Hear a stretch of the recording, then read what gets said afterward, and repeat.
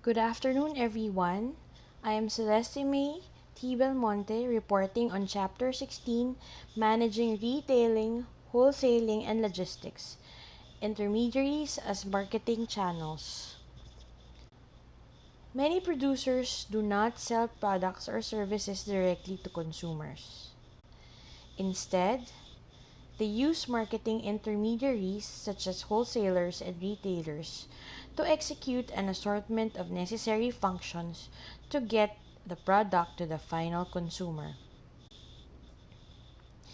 These intermediaries enter into longer-term commitments with the producer and make up what is known as the marketing channel or the channel of distribution. Intermediaries make it possible for a company to deliver its products to the end user without needing to own the whole supply chain. The objectives of this chapter are as follows. What major types of marketing intermediaries occupy this sector? What marketing decisions do these marketing intermediaries make? And what are the major trends with marketing intermediaries? The major types of intermediaries are the retailers, wholesalers, and the logistical organizations. In making decisions, marketing intermediaries must take into consideration the target market, product assortment, procurement, prices, services, store atmosphere, store activities and experiences, communications, and location. The major trends in these intermediaries are the emergence of new competition, more demanding customers, new technology, direct buying programs by large industrial, institutional, and retail buyers.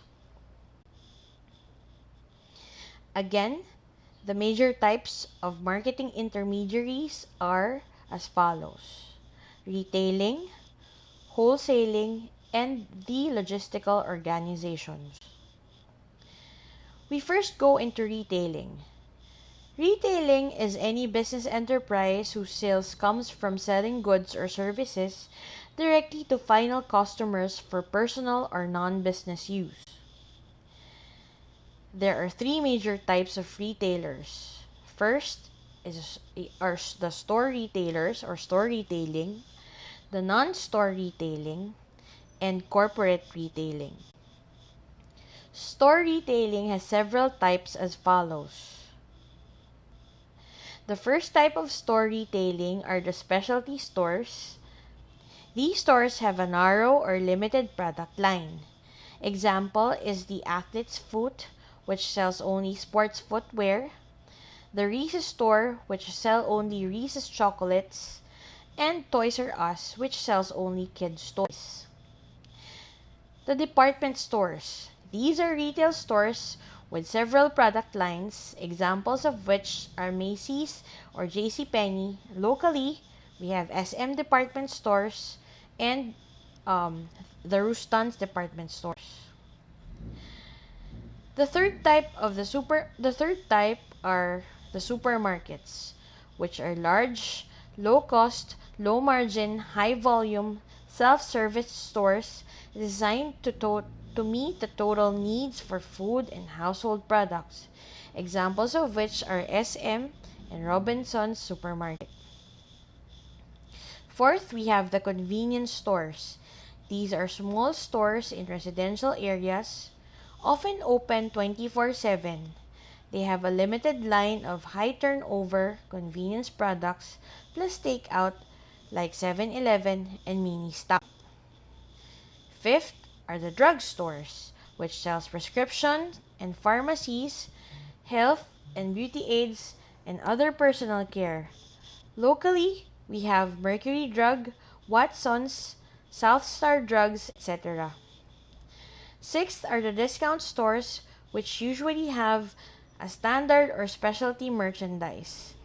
Low price, low margin, high volume stores, examples of which are Walmart, Kmart, or the Japan Home Centers that we see locally. The seventh are the extreme value or the hard discount stores. They have a more restricted merchandise mix than discount stores, but at even lower prices. Examples are the Aldi and the LIDL. Off-price retailers, on the other hand, buy at less than regular wholesale prices and charge consumers less than retail. Some examples of these are the factory outlets that are very popular abroad or warehouse clubs like Costco and Sam's Club. Superstores, on the other hand, have a huge selling space, about 35,000 square feet of selling space. They meet the consumer's total needs, examples of which are Home Depot and PetSmart.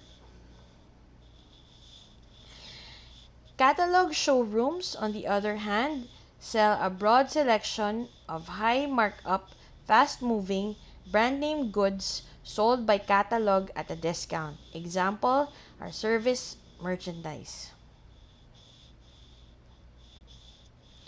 Another type of retailing are the non-store retailing.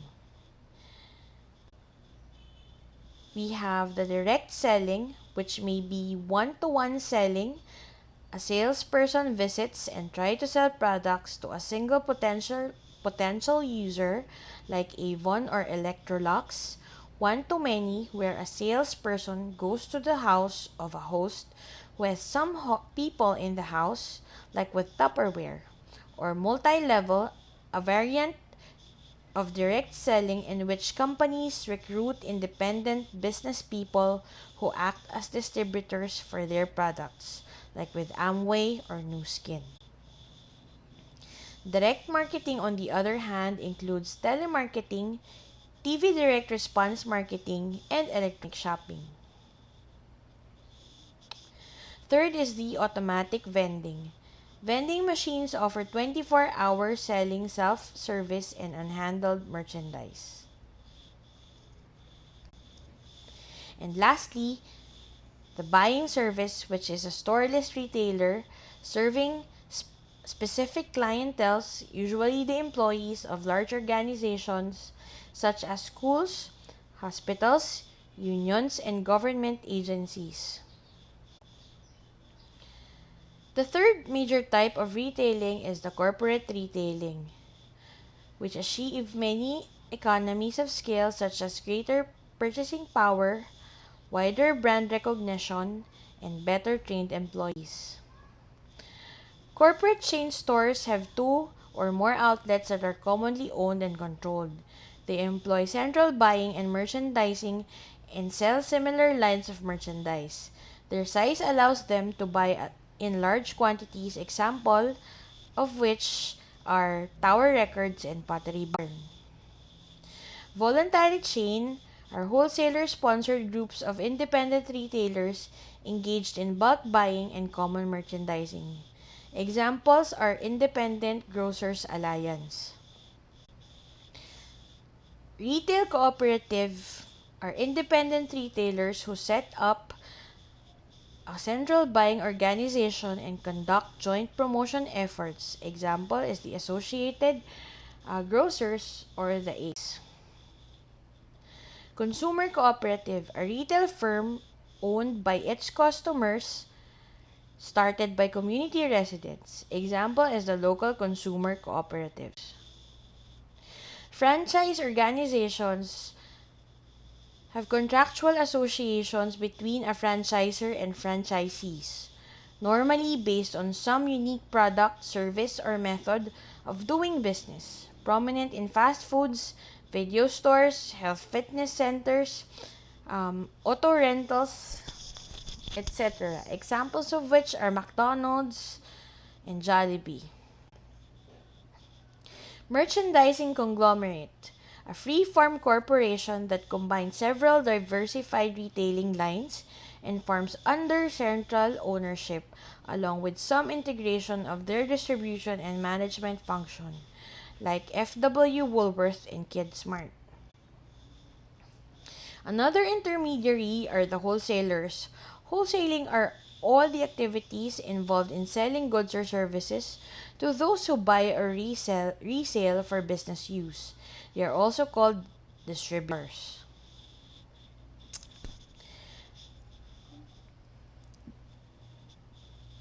Types of wholesalers are as follows. The merchant wholesalers are independently owned businesses that take title to the merchandise they handle. They are full service and limited service jobbers, distributors, and mill supply houses. Brokers and agents do not take title to goods and perform only a few functions. Manufacturers and retailers, branches and offices. Wholesaling operations conducted by sellers or buyers themselves rather than through independent wholesalers. Specialized wholesalers are agricultural assemblers, petroleum bulk plants, terminals, and auction companies. Market logistics involves planning, implementing, and controlling the physical flows of materials and final goods from points of origin to points of use to meet consumer requirements at a profit. Information system plays a critical role in managing market logistics. It involves several activities like sales forecasting, distribution, production, and inventory levels. For our second question, what marketing decisions do these marketing intermediaries make? These marketing intermediaries have to take into consideration the following in making decisions. The target market. This is the retailer's most important decision. Until the target is not defined, the retailer cannot make consistent decisions. Retailers should conduct periodic marketing research to ensure that they are reaching and satisfying their target customers. Product assortment and procurement. These two must match the target market's shopping expectations. The retailer has to decide on product assortment, breadth, and depth. Another product assortment dimension is the quality of the goods. Price. This is the key positioning factor and must be decided in relation to the target market, the product and service assortment, and competition. Retailers must pay attention to pricing tactics. They will plan markdowns on slower moving merchandise. Services. Retailers must decide on the service mix to offer customers, whether it's pre-purchase service, a post-purchase service, or an ancillary service.